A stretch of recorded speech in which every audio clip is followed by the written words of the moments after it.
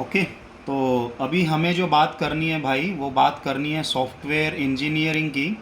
और जैसे कि इसके तो नाम से ही पता चल रहा है कि सॉफ्टवेयर है या हार्डवेयर है, तो मैं ऐसा तो क्वेश्चन नहीं पूछ सकता कि ये सॉफ्टवेयर है या हार्डवेयर है, वो सबको ही पता होगा फिर तो। और जनरली किसी भी अगर टॉपिक से पहले हम उसके मार्क्स की बात करें तो मैं बोलूँगा इस सब्जेक्ट से ज़्यादा मार्क्स तो नहीं आते, पर 2 से 3 से 5 नंबर तक के क्वेश्चन आ जाते हैं। और वो भी बड़े फिक्स से रहते हैं कि यही आने हैं, ठीक है। फिर भी हम 201 क्वेश्चन सोल्व कर लेंगे अलॉन्ग विद अपना ये जो पूरा थ्योरेटिकल कॉन्सेप्ट पढ़ना है, ठीक है। ताकि ये आसान होता है, सब सब लोग मैक्सिमम कर लेते हैं। तो मैं वही उम्मीद करूँगा कि आपको ये बस ना समझ लेना है मेन मेन टर्म्स। इसमें ज़्यादा ये नहीं होना है कि इसमें डीप में चले गए, न्यूमेरिकल्स में घुस गए ना। ज़रूरत ही नहीं है, इतना कुछ नहीं आता इस सब्जेक्ट से। तो काम की बातें करते हैं, देखते हैं क्या क्या। तो अगर मैं बोलूँ, तो अगर सॉफ्टवेयर है, ठीक है, तो सॉफ्टवेयर है तो पक्की बात है, हार्डवेयर तो होगा नहीं, सॉफ्टवेयर तो है वो। और सॉफ्टवेयर क्या है? प्रोग्राम है, और एक छोटा प्रोग्राम भी नहीं है, बड़ा ही प्रोग्राम है वो, ठीक है। कलेक्शन ऑफ प्रोग्राम्स हम बोल सकते हैं, या सुपर सेट ऑफ प्रोग्राम बोल दे तो भी कोई दिक्कत नहीं, क्योंकि सॉफ्टवेयर की बात करें तो छोटे भी हैं बड़े भी हैं। पर बाय डिफ़ॉल्ट वर्स्ट केस में देखेंगे तो बड़ा सॉफ्टवेयर छोटा सॉफ्टवेयर कैसा भी हो, पर ऐसा क्वेश्चन नहीं आएगा, आएगा तो उसके अकॉर्डिंग देखेंगे टेस्ट में, ठीक है। तो मेरे भाई सॉफ्टवेयर क्या है? अगर कुल मिला के देखें, सॉफ्टवेयर एक प्रोग्राम है जो कि छोटा भी होता है बड़ा भी होता है। प्रोग्राम के अंदर इंस्ट्रक्शन एंड डेटा होता है, आपको पता है। और जब भी हम इस प्रोग्राम को एग्जीक्यूट करेंगे, जब भी इस प्रोग्राम को हार्डवेयर के अंदर डाल के, जैसे मोबाइल या पीसी के अंदर डाल के एग्जीक्यूट करेंगे, तो उसके साथ एक फंक्शन जो एसोसिएटेड है, उसके साथ एक फंक्शन जो एसोसिएटेड है, हर एक का एक फंक्शन है। वीएलसी प्लेयर का काम गाना चलाना, ठीक है। मतलब हर एक सॉफ्टवेयर का काम अपना अपना फिक्स है। तो तुम्हें एक बात बोल देनी है कि जब भी हम किसी सॉफ्टवेयर या प्रोग्राम को एग्जीक्यूट करते हैं, तो उसका जो एसोसिएटेड फंक्शन है, जो उसका काम है उस सॉफ्टवेयर का, वो सेटिस्फाइड होना चाहिए। अगर वो सेटिस्फाइड होता है तो हम बोलेंगे सॉफ्टवेयर पास है, अदरवाइज़ वो सेटिस्फाइड नहीं होता है तो हम बोलेंगे सॉफ्टवेयर फेल है। मतलब कि we can say software is a program when it is executed, software is a program when it is executed, the associative functionality must be satisfied। अगर ऐसा नहीं होता तो हम बोल देंगे कि सॉफ्टवेयर है तो सही पर काम का नहीं है, ठीक है। तो सॉफ्टवेयर जो है ना, फील होता है, उसका ऑपरेशन दिखता है, न कि उसको टच कर सकते हैं, फिजिकल कंपोनेंट नहीं है वो, हार्डवेयर जैसा दिखता नहीं है वो। ये बात आपको क्या रखनी है, ध्यान रखनी है, ठीक है। करेंगे इसकी बात धीरे धीरे। तो एक तो मैंने बोला सॉफ्टवेयर एक प्रोग्राम है जो एग्जीक्यूट करता है, तो उसका जो एसोसिएटेड फंक्शन है वो सेटिस्फाइड होना चाहिए। होता है तो सॉफ्टवेयर है, नहीं होता है तो सॉफ्टवेयर तो है पर सही नहीं है। एक और बात, एक बात ये बोल सकते हैं, एक और बात हम बोल सकते हैं, सॉफ्टवेयर एक तरीके का डेटा स्ट्रक्चर है, और डेटा स्ट्रक्चर एक पूरा सब्जेक्ट हमें पढ़ना है।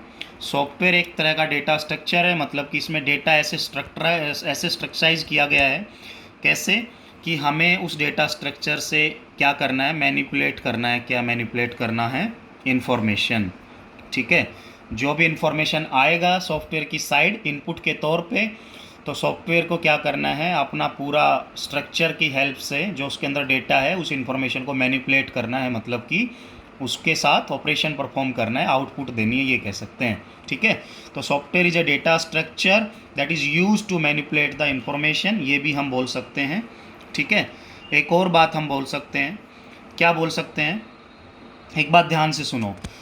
सॉफ्टवेयर जब भी किसी में होता है ना, थोड़ा सा भी कोडिंग जिसमें होती है, तो उसके साथ कुछ ऑपरेशनल प्रोसीजर्स आते हैं। जैसे सॉफ्टवेयर परचेज़ किया तो उसके साथ एक छोटी सी वो आती है गाइड टाइप। वॉशिंग मशीन लेके आए, एक गाइड मैनुअल आता है, टीवी लेके आए, एक मैनुअल आता है। उसमें ऑपरेशनल प्रोसीजर्स रहते हैं कि ये ऑन का बटन, ये ऑफ का बटन, ये म्यूट का बटन, ये डीवीडी चलाने का बटन, ये वाईफाई कनेक्ट करने का बटन। तो उनको बोलते हैं ऑपरेशनल प्रोसीजर्स, कि कैसे सॉफ्टवेयर को ऑपरेशनल बनाना है। तो मैं क्या बोल सकता हूँ, सॉफ्टवेयर कंसिस्ट, कोई भी सॉफ्टवेयर होगा, कोई भी सॉफ्टवेयर होगा, तो सॉफ्टवेयर कंसिस्ट क्या, ऑपरेशनल प्रोसीजर्स। क्या बोला मैंने? Software consist operational procedures that those are used to indicate क्या उनके अंदर क्या होगा, those are used to indicate the operational guideline of software, ठीक है। ऑपरेशनल गाइडलाइन ऑफ सॉफ्टवेयर इसका क्या मतलब है, ये ऑपरेशनल प्रोसीजर्स जो सॉफ्टवेयर के साथ आते हैं ये हमें बताते हैं कि कैसे इसके ऑपरेशन परफॉर्म होते हैं सॉफ्टवेयर के, हमें मैनुअली एफर्ट क्या करना है उसमें। और इनके नाम क्या क्या होते हैं ऑपरेशनल प्रोसीजर्स जिसके अंदर होते हैं। यूजर मैनुअल्स बोलते हैं उनको, क्या बोलते हैं, यूजर्स मैनुअल्स बोलते हैं। बिगिनर गाइड भी बोल सकते हैं, बिगिनर्स गाइड, बिगिनर्स गाइड मतलब जो पहली बार यूज कर रहा है एक तरीके से ये बोल सकते हैं।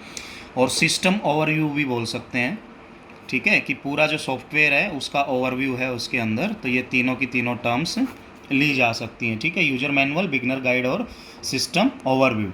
तो भूलना नहीं है इसको, आसान चीज़ें हैं ये, ठीक है। उसके अलावा किसी भी सॉफ्टवेयर में, ठीक है, एक और मैं बात करूं तो किसी भी सॉफ्टवेयर में ध्यान से सुन लेना आप, कि जब भी हम किसी सॉफ्टवेयर की बात करते हैं ना तो उसकी डॉक्यूमेंटेशन होती है सॉफ्टवेयर की, ठीक है। क्योंकि जब आप किसी से सॉफ्टवेयर बनाते हैं तो उसको डॉक्यूमेंट देते हैं वो आपको, आप उसको तो कॉन्ट्रैक्ट साइन करते हैं कि ये सब फॉलो होना चाहिए। तो हम ये भी बोलते हैं कि कोई भी सॉफ्टवेयर क्या कंसिस्ट करता है, डॉक्यूमेंटेशन मैनुअल। डॉक्यूमेंटेशन से आप क्या समझे, उसकी स्पेसिफिकेशंस की एक तरीके से बात कर सकते हैं। ये जो मैनुअल है ये क्या करता है, यूज्ड टू इंडिकेट, क्या बोला मैंने, used to indicate list of activities, ठीक है, सारी की सारी एक्टिविटीज़ जो कि सॉफ्टवेयर में की गई है, मेंटेन्ड जो कि की गई है, मेंटेन की गई है, टू डेवलप द सॉफ्टवेयर। और सॉफ्टवेयर डेवलप होता है या मैन्युफैक्चर होता है वो तो देखेंगे। तो मैंने एक और बात की यहाँ से, डॉक्यूमेंटेशन मैनुअल, तो ये भी आपको ध्यान रखना है। थ्योरी है, थोड़ी समझने का भी है, ऐसा नहीं है पूरी थ्योरी है, धीरे धीरे बढ़ेंगे तो अच्छा लगेगा आपको भी मुझे भी, ठीक है। ये बात तो होता क्या क्या है, ये जो डॉक्यूमेंटेशन मैनुअल है इसमें कई तरीके की बातें होती हैं। जैसे एक सबसे पहले होता है एनालिसिस, कि कोई रिक्वायरमेंट लेके आया, इसके बारे में डिटेल्ड पढ़ेंगे बाद में, अभी बस लिख लीजिए। तो एनालिसिस स्पेसिफिकेशंस की बात करते हैं तो उसमें कई तरह की स्पेसिफिकेशंस होती हैं। एक होती हैं फॉर्मल स्पेसिफिकेशंस, ठीक है, पढ़ेंगे सारी डिटेल्ड। कंटेक्स्ट डायग्राम्स कुछ होते हैं, तो आपको ये ध्यान रख लेना कि कंटेक्स्ट डायग्राम की बात किस में होती है, एनालिसिस फेज में ये कह सकते हैं। और डेटा फ्लो डायग्राम्स भी होते हैं, ठीक है, ये बातें करेंगे। दूसरा फिर हम डिज़ाइन पे जाएंगे, पढ़ेंगे अभी वैसे सारी फेज डिटेल्ड। तो डिज़ाइन की अगर मैं बात करूं तो डिज़ाइन में हम क्या क्या पढ़ेंगे, मेनली फ्लो चार्ट कौन सी फेज़ में यूज होते हैं, डिज़ाइन फेज़ में, याद रखना। और दूसरे कौन से डायग्राम्स पढ़ेंगे हम, ER डायग्राम्स, ठीक है। और वही अगर कोड की बात करते हैं तो कोड में क्या लिखेंगे, प्रोग्राम लिखेंगे, इंस्ट्रक्शन लिखेंगे। और वो इंस्ट्रक्शंस कैसी होंगी, लॉजिकल इंस्ट्रक्शंस होंगी, मतलब कि जिनके अंदर कुछ लॉजिक डिफाइंड है, ठीक है, ये बोलते हैं। और लास्ट में अगर टेस्ट पे मैं जाता हूँ तो टेस्ट में मैं बोलूँगा कि जो हम डेटा पास करेंगे उसको क्या वो लेगा कि नहीं लेगा, तो डेटा को टेस्ट करना होता है। और दूसरा फिर जो रिज़ल्ट सॉफ्टवेयर देता है उसको, रिज़ल्ट को टेस्ट करना होता है। तो ये सारी चीज़ें ये सारी की सारी लिस्ट, ये चारों जो पाँचों बातें मैंने की है ये किसके अंदर रहती है, डॉक्यूमेंटेशन मैनुअल के अंदर, ठीक है। तो हमने अभी तक यहाँ से क्या क्या पढ़ा, सॉफ्टवेयर एक प्रोग्राम है, ठीक है, सॉफ्टवेयर के अंदर ऑपरेशनल प्रोसीजर्स हैं, और सॉफ्टवेयर एक डॉक्यूमेंटेशन मैनुअल भी रखता है। तो ये तीन बातें हमने मेन देखी हैं। तो हम कुल मिला के क्या बोल सकते हैं, हम क्या बोल सकते हैं कि एक सॉफ्टवेयर जो है ये ग्रुप है किस किस का, प्रोग्राम का, ओके, प्रोग्राम का, और ऑपरेशनल प्रोसीजर्स भी होते हैं। और लास्ट में हमने क्या बात की, डॉक्यूमेंटेशन मैनुअल की बात की, किसकी बात की है, डॉक्यूमेंटेशन मैनुअल की। तो program plus operational procedures plus documentation manuals मिलके क्या बताते हैं, मीनिंगफुल सॉफ्टवेयर बताते हैं। और एक बात ध्यान रख लेना कि सॉफ्टवेयर जो है वो दिखता नहीं है, फील आती है उसकी हमें। तो एक लॉजिकल कंपोनेंट है सॉफ्टवेयर, लॉजिकल जिसका लॉजिक दिखता है खाली, सॉफ्टवेयर क्या नहीं है, फिजिकल कंपोनेंट नहीं है। तो ये सारी बातें आपको ध्यान रखनी है, ठीक है। अगर ये सारी बातें आप ध्यान रखते हैं तो मैं आपको बोलूँगा कि आप उस डायरेक्शन की तरफ मूव कर रहे हैं जिस डायरेक्शन में जाके आपको सॉफ्टवेयर इंजीनियरिंग पढ़ लेना है। तो सॉफ्टवेयर इंजीनियरिंग से बिल्कुल कंफ्यूज नहीं होना है किसी भी लेवल पे, ठीक है, बढ़ते जाना है। तो देखते हैं क्या, अगर मैं बात करूँ सॉफ्टवेयर की, मैंने जनरल बात की है, पढ़ेंगे आगे तो धीरे धीरे इंटरेस्ट आना स्टार्ट होगा, देखेंगे आप कैसे। सबसे पहले हम अगर सिलेबस की बात करें तो हम क्या पढ़ते हैं, कैरेक्टरिस्टिक्स ऑफ सॉफ्टवेयर। तो अगर कैरेक्टरिस्टिक्स ऑफ सॉफ्टवेयर हमें पढ़ने हैं कि सॉफ्टवेयर के कैरेक्टरिस्टिक या फीचर्स या उससे एसोसिएटेड बातें क्या हैं। तो सबसे पहला कैरेक्टरिस्टिक तो हम क्या पढ़ते हैं कि कोई भी सॉफ्टवेयर या तो क्या होता है, डेवलप होता है, ठीक है, या तो डेवलप होता है या फिर किसी भी सॉफ्टवेयर की क्या की जाती है, इंजीनियरिंग की जाती है। इंजीनियरिंग करना मतलब कि दिमाग का काम, और मैन्युफैक्चरिंग करना मतलब कि हाथों का काम, ये भी बोल सकते हैं, ठीक है, जिसमें हाथों का काम दिखे, जिसमें दिमाग का काम दिखे। तो इंजीनियरिंग में किसका काम दिखता है, दिमाग का। पर कोई भी सॉफ्टवेयर कभी भी क्या नहीं किया जाता, कोई भी सॉफ्टवेयर मैन्युफैक्चर्ड नहीं किया जाता। तो we can say software is developed और engineered but not manufactured in any sense, कभी भी नहीं किया जा सकता, ठीक है। ये बात ध्यान रख लेना जो मैंने आपको बोला है। और एक बात और ध्यान रखना, इसमें कुछ पॉइंट्स की अगर मैं बात करूँ यहाँ से, तो जो प्रोग्राम है, प्रोग्राम का अगर एक बार लॉजिक डेवलप हो जाता है, लॉजिक जो कि उसको काम करना है, तो हम क्या बोलते हैं, logic of program is developed only once. किसी भी प्रोग्राम का लॉजिक एक ही बार डेवलप किया जाता है, एक ही बार डेवलप किया जाता है। कैसे, जैसे ऐप है, कोई भी ऐप मान लो, जियो ऐप, ये ऐप, वो ऐप, तो लॉजिक एक बार बना दिया, तो दूसरे बंदे क्या करते हैं, एक तरह से अपने अपने सिस्टम में कॉपी करते हैं ना।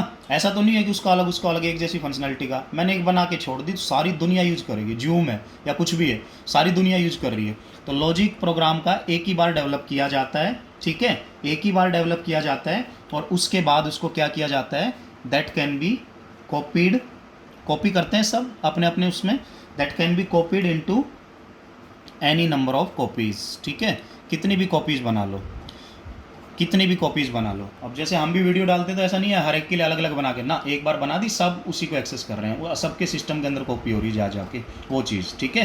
तो क्या समझे तुम कि किसी भी प्रोग्राम का लॉजिक एक ही बार बनता है, उसके बाद तो जो होल पब्लिक है या सामने वाले बंदे हैं अपने अपने सिस्टम में क्या करते हैं, उसको कॉपी करते हैं, ये बात ध्यान रखना। और एक और पॉइंट की मैं बात करूँ तो जो सॉफ्टवेयर डेवलपमेंट प्रोसेस है, सॉफ्टवेयर डेवलपमेंट जो प्रोसेस है, तो सॉफ्टवेयर डेवलपमेंट की क्या असेंबली लाइन होती है, क्या असेंबली लाइन, असेंबली जैसे हम प्रार्थना करते थे ना, सुबह सुबह लाइन में लग जाते थे, मतलब कि दिखेगा। जैसे किसी को क्या होता था ना, पहले स्कूलों में ये भी करते थे कि अगर उसमें कंस्ट्रक्शन चल रहा है तो ईंटें भी डलवाते थे लोगों से ना, 2 ईंट तू ऐसे ऐसे करके ऊपर पहुँचाओ भाई छत पे। तो वो असेंबली लाइन एक तरीके से असेंबली लाइन का ऐसे यूज़ करते थे ईंटें उनको ढोने में। तो हम वही बोल सकते हैं कि यहाँ पे फिर से किसका काम दिखता था, किसका, हाथों का, है ना, दिमाग का नहीं दिखता। तो असेंबली लाइन की ज़रूरत नहीं होती किसमें, सॉफ्टवेयर डेवलपमेंट में। ये ध्यान रख लेना, असेंबली लाइन की जो ज़रूरत होती है वो कैसे कंपोनेंट्स में होती है, फिजिकल कंपोनेंट्स में होती है। ये क्वेश्चन आया है कई बार, ठीक है, लॉजिकल कंपोनेंट्स में नहीं होती। तो physical components consist assembly line to manufacture the product. Assembly line manufacturing कुछ चल रही है तो वो करना पड़ेगा, because during this process every time raw materials are included. क्या बोला मैंने, physical components consist assembly line to manufacture the product during this process every time raw materials are included, every time raw materials are included. कैसे कैसे पता चला तुम्हें raw materials हर बार आ रहा है, पता तो चल रहा है ना, 2 ईंटें ढोई, क्या एक दिन में ढो के पूरी बिल्डिंग तैयार होगी स्कूल की, ना, वो तो डेली ढुलवाते थे ना, आज भी सोमवार को, मंगल को, बुध को, बृहस्पति को, और तो और संडे को गेम खेलने भी जाते थे, एक बार बोलते पसीना निकाल लो, जाओ ढो 2 ईंटें। तो बातें वही हैं कि असेंबली लाइन जब भी होगी तो हमेशा किसकी बात आएगी, रॉ मटेरियल की। रॉ मटेरियल आप समझते हैं अच्छे से, कच्ची कोई भी चीज़ जैसे जो मैन्युफैक्चरिंग करने के लिए यूज होती हैं। तो मैंने क्या बोला है, फिजिकल कंपोनेंट असेंबली लाइन को कंसिस्ट करते हैं to manufacture any product, because हर बार उसमें क्या होता है, रॉ मटेरियल इंक्लूड होता है। समझ गए ये बात। तो असेंबली लाइन को किससे जोड़ देना आपको, फिजिकल कंपोनेंट से, न कि लॉजिकल कंपोनेंट से। ओके, ये चीज़ है। तो असेंबली लाइन होगी डेवलपिंग के लिए, इंजीनियरिंग के लिए, मैन्युफैक्चरिंग के लिए, तो तुम बोलोगे मैन्युफैक्चरिंग के लिए। ओके, अब ध्यान से सुनो, जैसे ही हम कोई सॉफ्टवेयर बनाते हैं, कोई भी सॉफ्टवेयर बनाते हैं, अब जैसे सूट से ही ले लो, मार्केट में दुनिया भर के सूट आते हैं, कोई 1000 का, कोई 1500 2000 का। तो लेडीज़ को 2000 का भी खरीदती है, 1500 1000 क्यों खरीदती हैं, क्योंकि उनके डिज़ाइन अलग अलग होते हैं ना, उनमें वैराइटीज़ या बोले कपड़ा या कुछ भी बोल लो, अलग अलग चीज़ें होती हैं। तो मार्केट में क्या बिकता है कभी भी, क्या बिकता है कभी भी, हमेशा वो बिकता है जिसका डिज़ाइन अच्छा हो, ठीक है। जितने ज़्यादा पैसे लेने, डिज़ाइन बेकार के ज़्यादा पैसे लोगे कोई नहीं देगा। तो यहाँ पे जो फोकस रहेगा हमेशा, ये ध्यान रख लेना, ये क्वेश्चन बार बार आता है, वैसे इसको मैं डिटेल्ड बताऊंगा, ठीक है। हमेशा डिज़ाइन की बात हमेशा होती है। डिज़ाइन अच्छा है तो सब अच्छा है, सॉफ्टवेयर अच्छा है। फिर सॉफ्टवेयर की जान कौन है, सॉफ्टवेयर का हार्ट कौन है? सॉफ्टवेयर का हार्ट एक तरीके से डिज़ाइन है। डिज़ाइन अच्छा करोगे तो कोडिंग तो इजीली अपने आप हो ही जाएगी उसकी। ठीक है, तो मैं क्या बोलता हूँ, after after implementation, after implementation of design document, अगर एक बार कौन सा डॉक्यूमेंट बन जाता है, डिज़ाइन डॉक्यूमेंट बन जाता है। कौन सा डॉक्यूमेंट बोला मैंने? डिज़ाइन डॉक्यूमेंट बन जाता है। तो ये क्या जनरेट करता है एक तरीके से, तो इट जनरेट लॉजिकल कंपोनेंट। क्या जनरेट करता है? Logical component. और वो क्या करता था असेंबली लाइन? Physical component. तो जैसे ही यहाँ का डिज़ाइन डॉक्यूमेंट बन के तैयार होता है तो हम बोलते हैं लॉजिकल कंपोनेंट सामने है, अब उसको कोड करके इम्प्लीमेंट करना है। ठीक है, और ये जो प्रोसेस होता है, जैसे उसको क्या, कौन सा प्रोसेस बोला था? Manufacturing process. तो ये जो प्रोसेस होता है, इस प्रोसेस को हम क्या बोलते हैं? Development process. तो मैन्युफैक्चरिंग प्रोसेस अलग चीज़ है, जिसमें फिजिकल कंपोनेंट्स रेडी होते हैं असेंबली लाइन से, हर बार रॉ मटेरियल आता है। और इसमें हम क्या बोलते हैं सॉफ्टवेयर में, कि जैसे ही डिज़ाइन डॉक्यूमेंट की इम्प्लीमेंटेशन हो जाती है, वो रेडी हो जाता है, तो हम बोलते हैं हमारे पास लॉजिकल कंपोनेंट रेडी है। और ये पूरा प्रोसेस क्या कहलाता है? डेवलपमेंट कहलाता है। ठीक है, अदरवाइज़ ये प्रोसेस क्या कहलाता है? अगर वैसा होता तो मैन्युफैक्चरिंग कहलाता। तो हमने यहाँ पे क्या क्या देखा? सॉफ्टवेयर इंजीनियरिंग होता है, डेवलप्ड होता है, मैन्युफैक्चरिंग नहीं होती। लॉजिक ऑफ प्रोग्राम जो डेवलप होता है एक बार, कॉपी बार बार किया जाता है। सॉफ्टवेयर डेवलपमेंट की बात करें, असेंबली लाइन नहीं होती, क्योंकि असेंबली लाइन में फिजिकल कंपोनेंट्स बन के तैयार होते हैं, हर बार रॉ मटेरियल आता है। और इसमें अगर बात करें, जैसे ही डिज़ाइन डॉक्यूमेंट बन जाता है तो हमेशा लॉजिकल कंपोनेंट निकल के आता है, और ये ओवरऑल प्रोसेस डेवलपमेंट प्रोसेस कहलाता है। ठीक है, और वो ऊपर वाला जो प्रोसेस है क्या कहलाता है? आपका मैन्युफैक्चरिंग प्रोसेस कहलाता है। तो ये बात आपको भूलना नहीं है, याद रखना है। ओके, तो ये तो था पहले कैरेक्टरिस्टिक की बातें। अब हम बातें करते हैं सेकंड कैरेक्टरिस्टिक की, नंबर 2 कैरेक्टरिस्टिक की। तो नंबर 2 क्या बोलता है? एक बार कैरेक्टरिस्टिक पढ़ेंगे, सीधा एसडीएलसी पढ़ेंगे। ठीक है, क्योंकि वो ईजी है। तो ध्यान से सुनो, सॉफ्टवेयर डज नॉट, क्या बोला मैंने? सॉफ्टवेयर नहीं होता वियर आउट, टूटता नहीं है, ब्रेक नहीं होता है। ठीक है, जैसे आपकी गाड़ी टूट जाती, स्कूटी टूट जाती, टेलीविज़न टूट जाता है, हार्डवेयर टूटता है। ठीक है, वियर आउट नहीं होता है, बट डिटरेट होता है। और डिटरेट का मतलब क्या होता है? क्या होता है देखेंगे। तो मैंने बोला है सॉफ्टवेयर टूटता नहीं है बट डिटरेट होता है, इसका क्या मतलब है वो देखेंगे।